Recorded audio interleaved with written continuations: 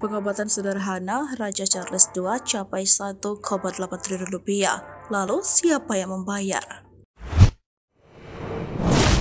Kerajaan Inggris Sabtu 6 Mei 2023 akan menggelar upacara penobatan Raja Charles III dengan penuh kemegahan berbiaya 1,8 triliun di tengah krisis biaya hidup rakyat Inggris yang bahkan kesusahan untuk makan sehari-hari.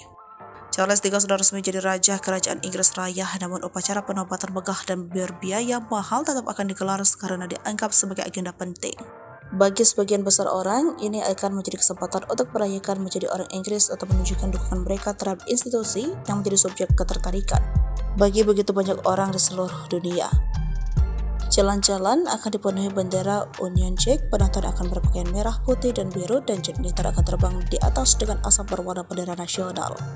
Kemegahan dan kehebohan dari upacara penobatan juga akan mengingat pada masa ketika Britania Raya adalah negara paling kuat di dunia. Lalu, siapa yang membayar upacara penobatan Raja Charles III? Masyarakat yang akan membayar biaya penobatan Raja Charles III belum ada diperkirakan resmi tentang berapa biayanya. Beberapa laporan memperkirakan biaya mencapai 100 juta pound sterling atau sekitar 1,8 triliun.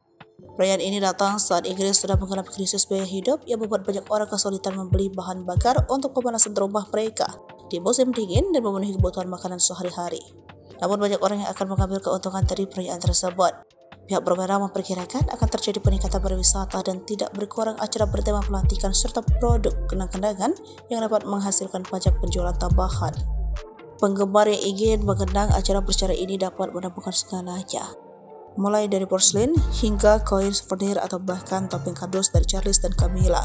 Biskuit, coklat, dan bir bertema pelantikan kemungkinan akan segera dilupakan.